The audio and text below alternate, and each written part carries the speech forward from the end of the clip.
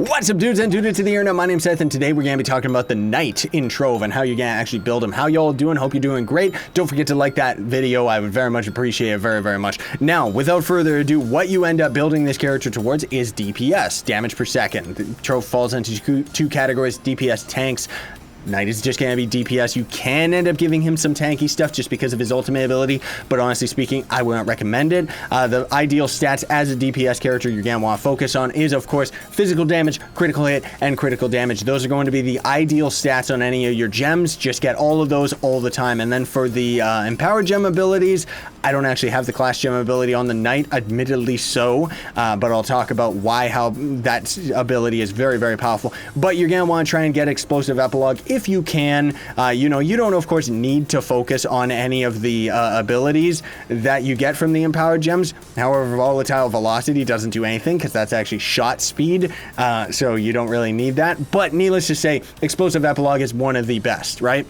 So the class gem ability is going to be where the bulk of this character ends up coming from. It's going to change his dash attack, and I'll insert some footage right here, into pretty much what everybody calls the Hadouken. And that's going to end up causing insane damage while also phasing through all your targets. And because of it, even though the Knight, to me anyways, it's kind of a more boring type of character just because of the way that he looks and plays. You know, he was created during the alpha version of Trove, and they never ended up upgrading him or changing his animations or anything like that. He's very boring to me, but if you can get through that, he actually ends up being a very powerful character because of his class gem ability. It ends up making like the calculations and the damage multipliers that it ends up doing is just insane. So you can definitely end up using this character at the end. You should be able to pop a flask and just use your #1 ability and kill a U9 boss, no problem.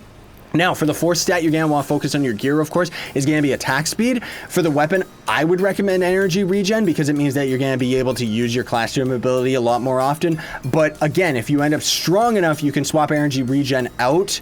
Like I said, I'm going for attack speed though, just because of, your right click attack. When you end up taking damage from enemies, your sword is going to end up glowing powerful, and then your right click stomp is actually going to cause a lot of damage. And that can also end up one-shotting U9 bosses at the late game. But if you're just focusing on your class gem ability, you can actually swap attack speed out for movement speed because your class gem ability and spamming an ability is not going to be governed by attack speed. So I'll leave that up to you. Now, for the ally, of course, it's just going to be standard Raptor Berserker. For the ring, either energy regen, crit hit, magic find, whatever you want. For the emblems, though, Martial Emblem and Sure Strike as always, and if you have enough base crit hit, you can swap Sure Strike out for whatever you want.